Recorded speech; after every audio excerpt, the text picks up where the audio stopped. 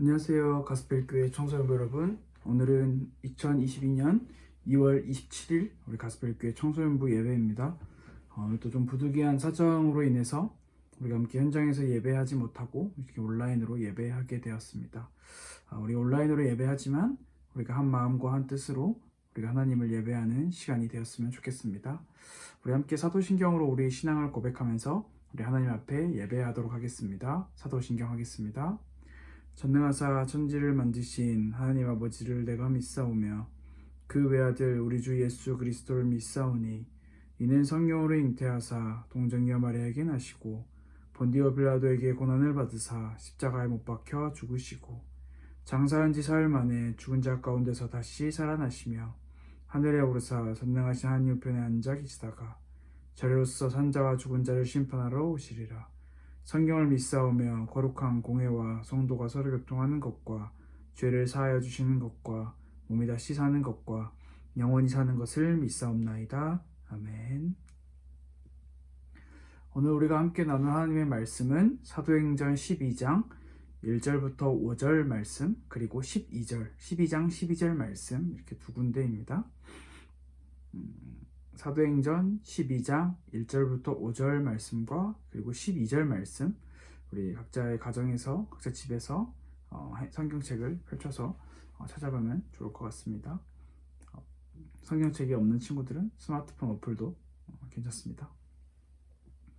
사도행전 12장 1절부터 5절 그리고 12절 말씀, 우리 각자 있는 그 자리에서 한 목소리로 한번 같이 읽어보면 좋겠습니다. 읽어보겠습니다. 시작. 그때에 헤롯 왕이 손을 들어 교회 중에서 몇 사람을 해하려 하여 요한의 형제 야고보를 칼로 죽이니 유대인들이 이 일을 기뻐하는 것을 보고 베드로도 잡으려 할세. 때는 무교절 기간이라.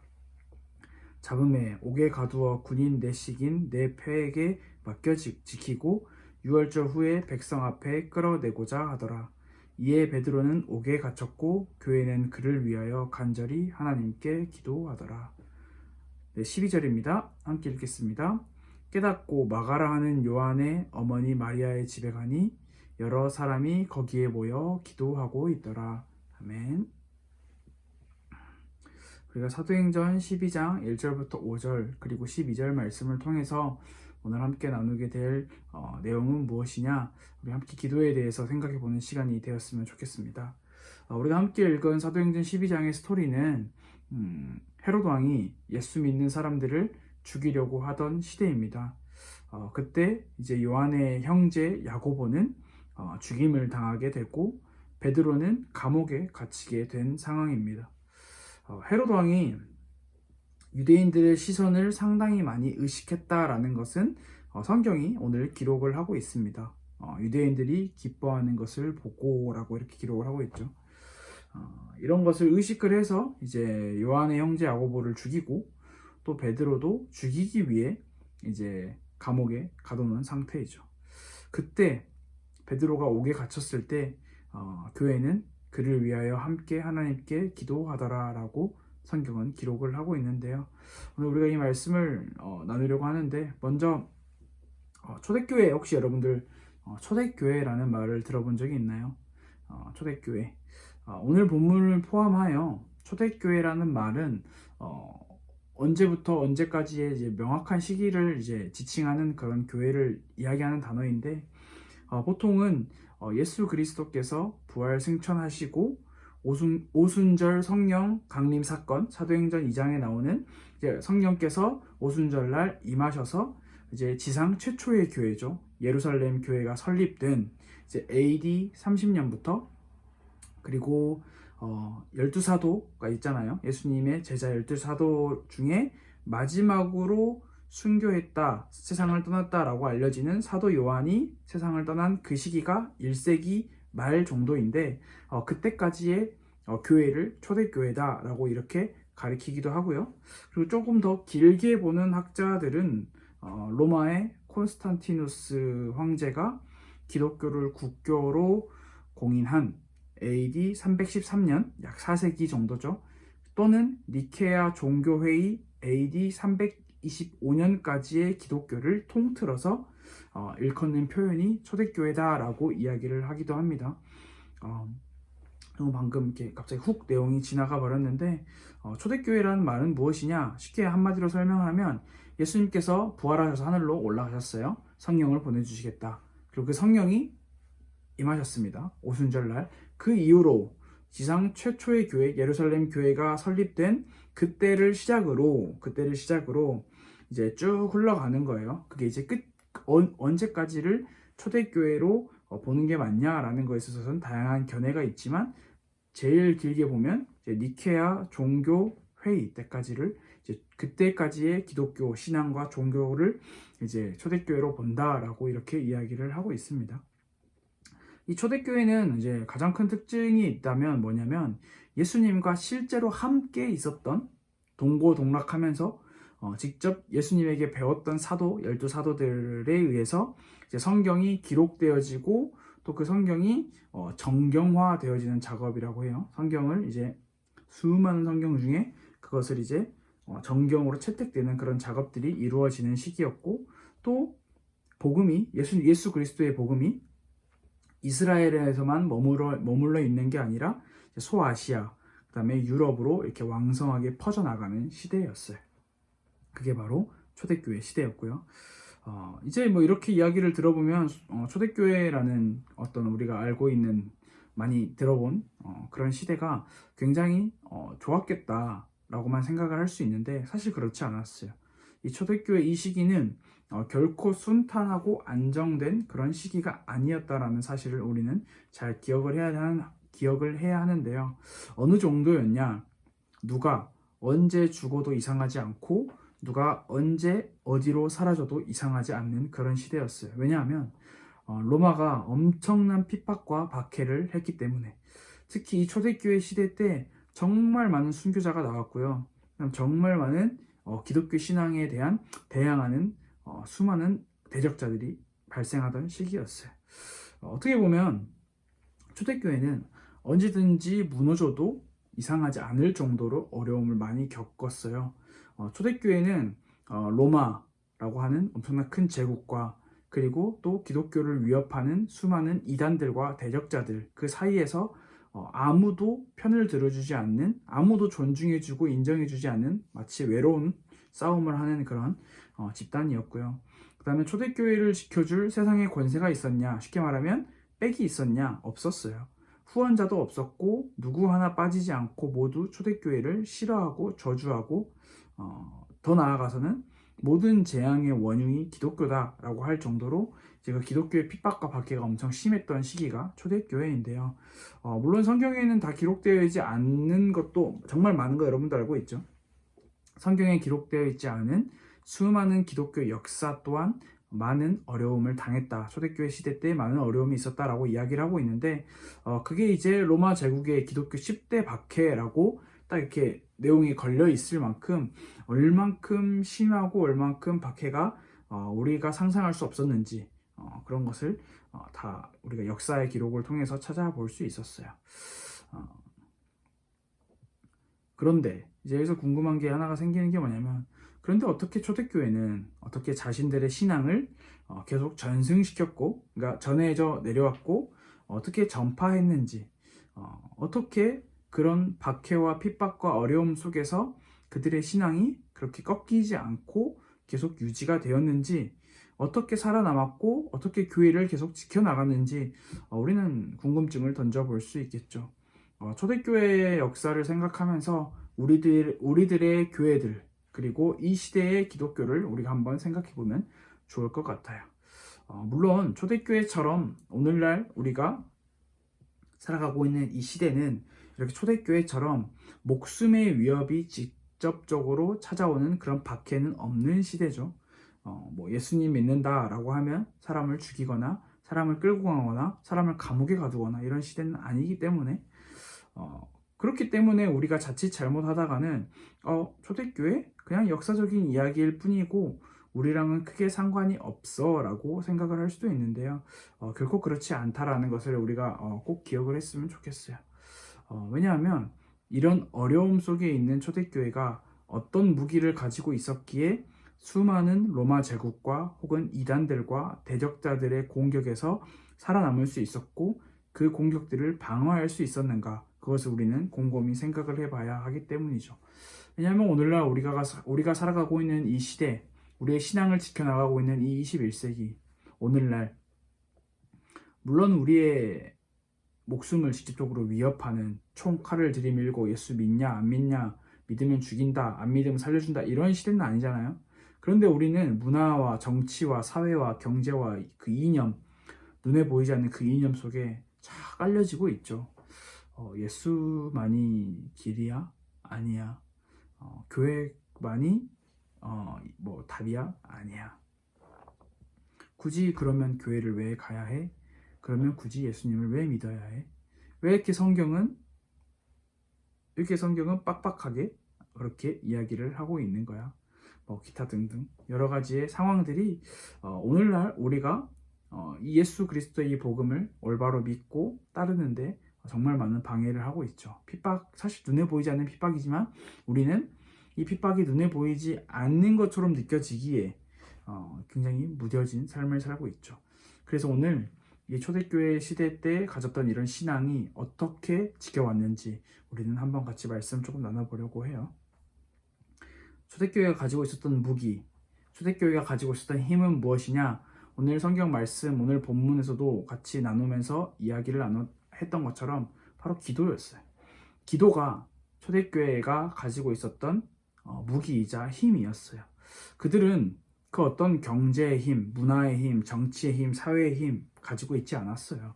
왜냐하면 그 모든 것들은 로마에 사로잡혀 있었기 때문에 아무것도 없는 그때 그들은 기도라고 하는 힘을 가지고 있었죠. 오늘 성경의 말씀에서도 기록되어 있는 것처럼 교회가 기도하고 있었고 여러 사람이 함께 모여 기도하고 있었어요. 참 안타깝게도 오늘 우리의 신앙생활에서는 찾아보기가 어려운 부분이죠. 과거 한국 교회 부흥의 시대 때는 정말 많이 모여서 기도했고 또 기도하기 위해서 모였다라고 해도 과언이 아니에요. 밤이 지나가는 것도 모르고 기도했고 거리에 상관없이 모여서 기도했어요. 멀어도 기도했고 가서 기도했고 가까워도 가서 기도했고 그러니까 멀다 가깝다 시간이 늦었다 시간이 이르다 이런 것과 전혀 개의치 않고 이 땅의 부흥을 위해 우리나라 우리 민족의 구원을 위해 우리 가족의 구원을 위해 기도했던 그런 시대가 있었단 말이에요. 기독교 역사를 찾아보면. 그런데 오늘날 우리는 이렇게 이야기를 하죠.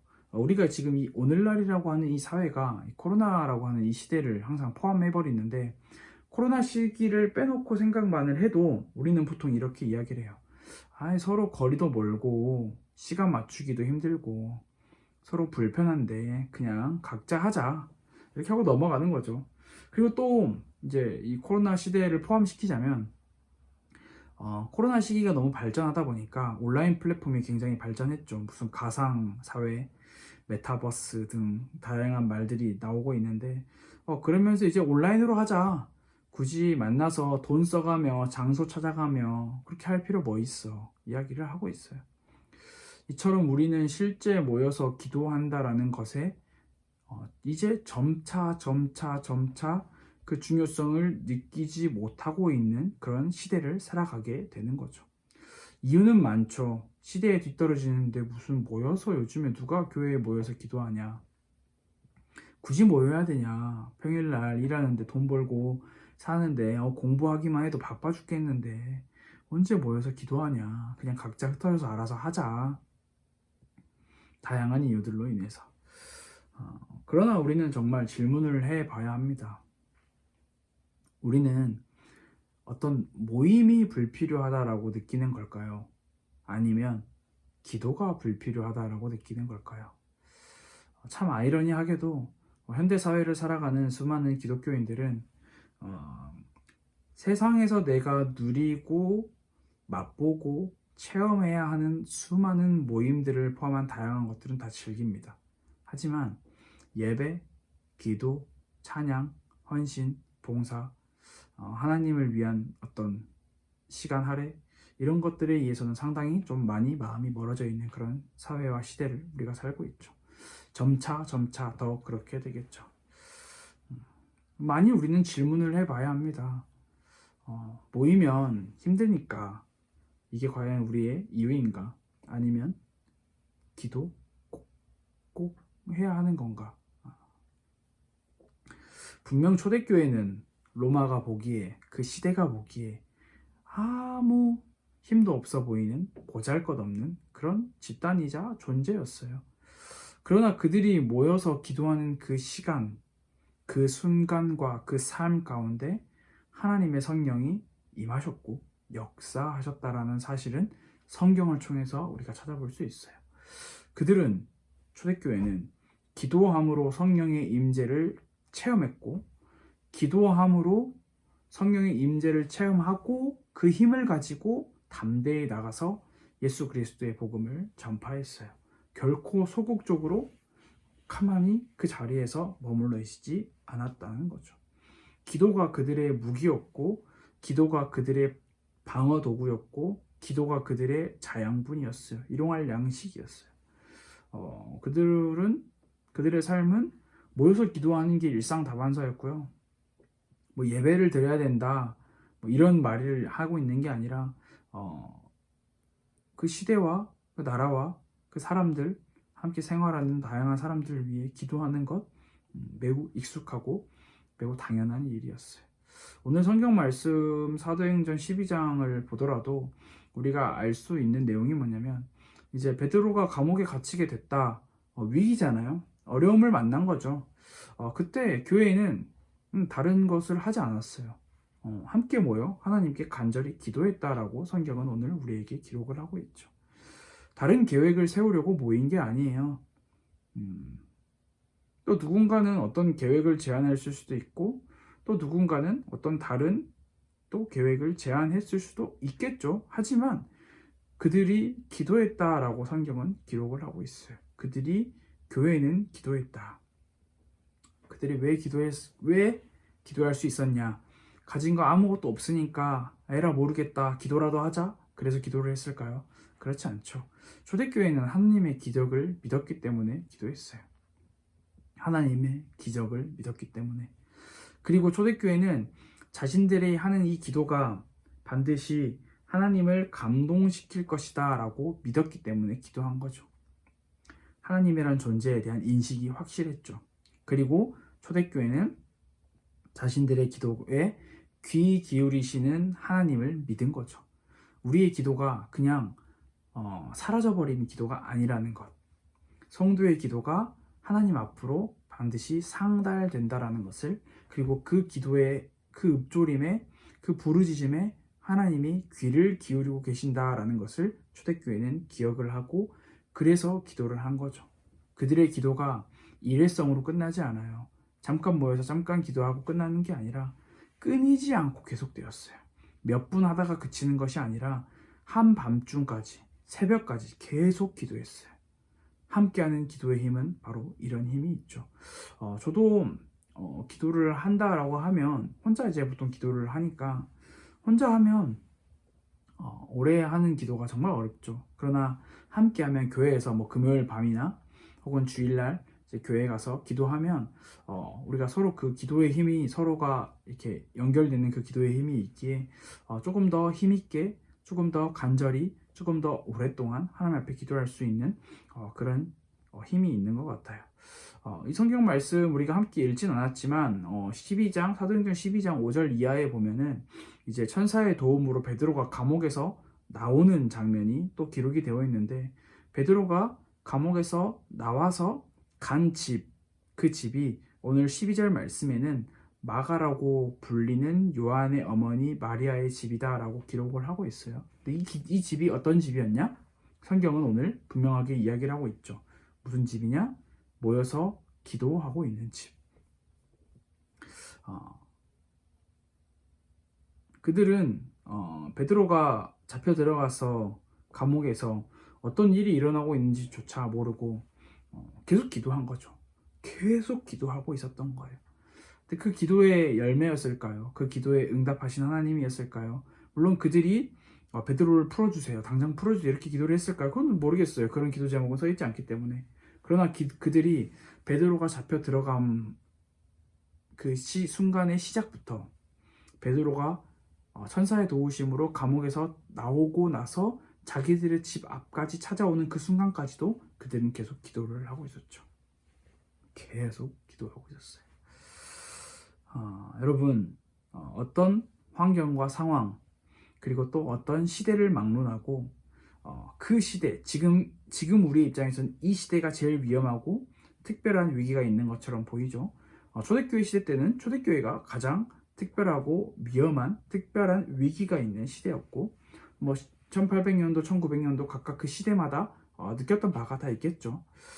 그러나 우리 신앙인들에게, 그리스도인들에게 굉장히 중요한 믿음과 확신이 필요한 게 뭐냐면, 어떤 시대를 막론하고 어떤 사회이든 어떤 환경이든 어떤 상황이든 그런 거 상관없이 그런 것들 다 똑같다라고 생각을 하고, 우리가 절대 잊지 말아야 할 사실은 뭐냐면, 하나님께서는 신자의 기도를 항상 들으신다라는 거죠.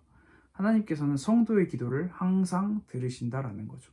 18세기에도 하나님은 성도의 기도를 들으셨고요. 19세기에도 하나님은 성도의 기도를 들으셨고, 20세기에도 하나님께서는 성도의 기도를 들으셨어요.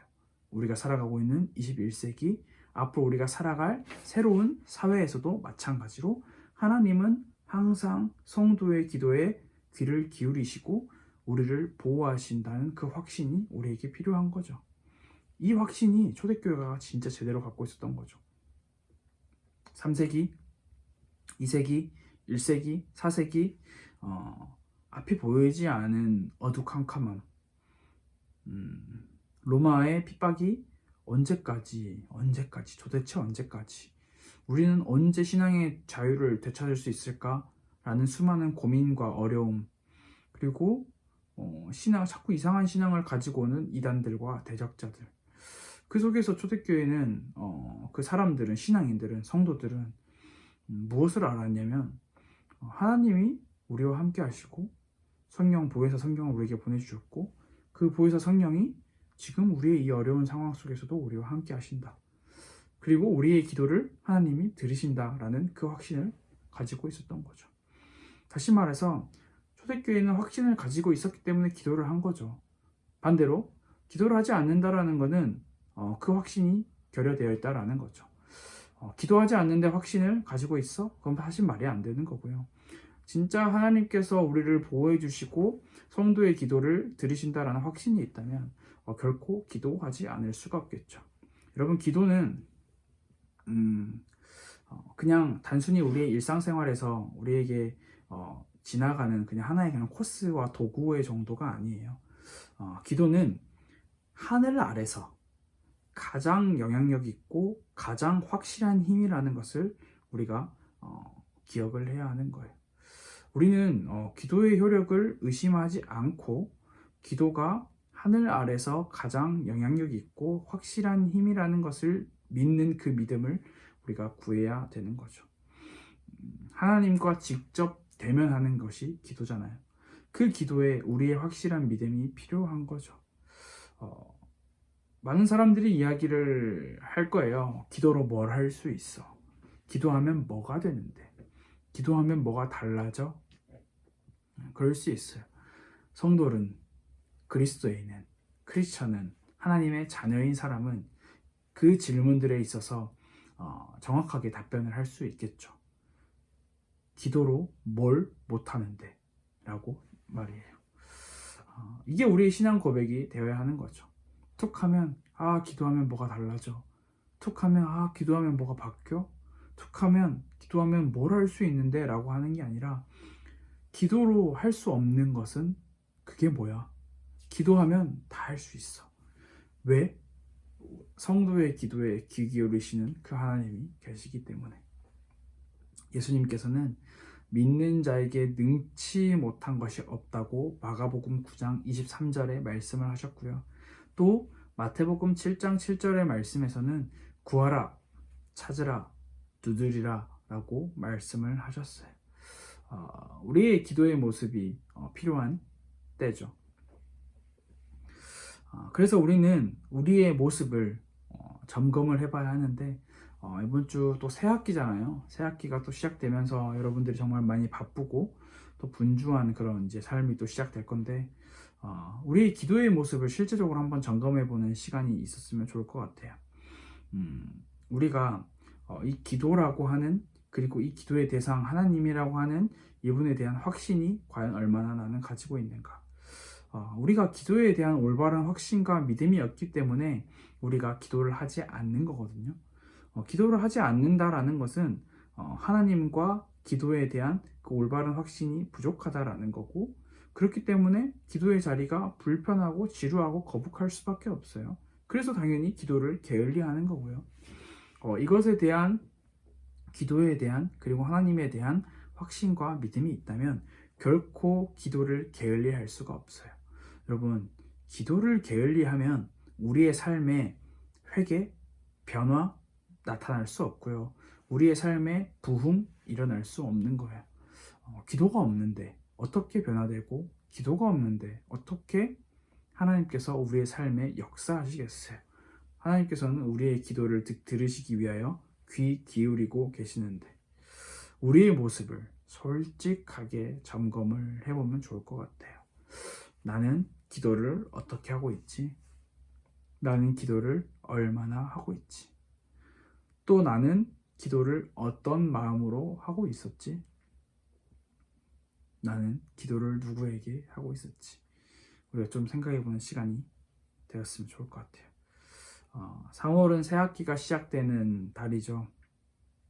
어쩌면 여러분 인생에 가장 혼란스러운 시기가 되는 사람도 있을 거고, 또 똑같아요 라고 하는 사람도 있을 수도 있는 거고, 크게 변화가 없을 수도 있고, 여러분이 생각했던 것보다 엄청난 큰 변화를 맞이할 수도 있어요.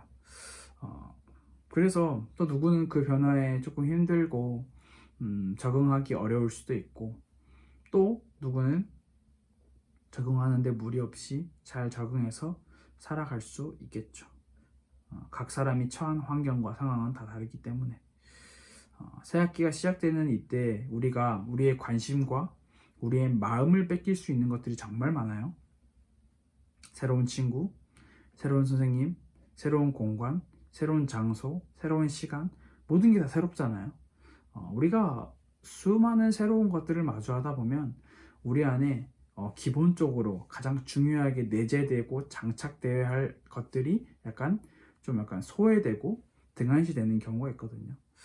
우리는 어떻게 보면 이 기도라는 것도 우리 안에 가장 기본 베이스로 내 기본 무기로 장착이 되어 있어야 하는데, 만일 우리가 그러지 못하고 있었다면 새로운 학기가 시작되는 만큼 우리가 새롭게 이 기도라는 것을 함께 생각해 보면 좋을 것 같고, 이미 기도를 통해서 내 삶에서 하나님과의 관계가 회복되어 있는 친구들은 또 그것을 한번 점검해 보는 시간이 되어보면 좋을 것 같아요.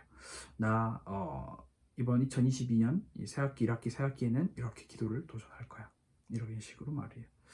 그래서 시간을 정해보는 것, 장소를 정해보는 것, 여러분이 능동적으로 여러분들의 상황에 맞게 하면 좋을 것 같고, 그리고 꼭 기도 제목도 정해서 우리 함께 기도하는 그런 시간이 되었으면 좋을 것 같아요. 여러분, 세상은 시간은 금방 지나가요. 새학기 된 3월달이지만 좀 있으면 4월이고 좀 있으면 5월이고 좀 있으면 6월이고 시간 진짜 빨리 지나가거든요. 우리가 진짜 빠르게 지나가는 이 시간 속에서 무엇에 마음이 뺏기고 무엇을 우리가 놓치고 살아가고 있는지를 꼭 돌아보는 시간, 그게 바로 기도의 시간입니다. 그래서 하루하루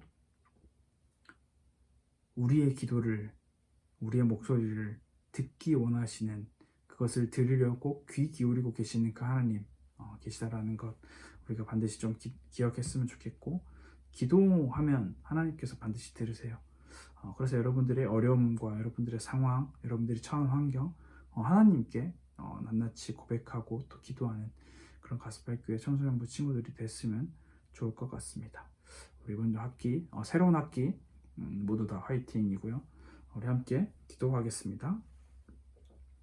하나님 아버지, 감사합니다. 어렵고 힘든 이 상황 속에서 각자의 새로운 환경 속에서 또 새로운 시작을 하게 됩니다. 하나님, 우리가 성도로서, 그리스도인으로서 하나님의 자녀로서 어디 가든지 우리와 함께 하시는 그 하나님의 임마누엘의 축복을 누리기를 원합니다. 더욱더 우리의 삶이 하나님과 친밀해지고 하나님과 가까워지는 그 기도가, 그 기도의 힘이 우리 모든 가스펠교회 청소년부 친구들과 우리 교사 선생님들에게 회복될 수 있도록 실제로 기도할 수 있는 그 힘을 하나님 우리에게 더하여 주시옵소서. 살아계신 예수 그리스도 이름으로 기도드렸습니다. 아멘.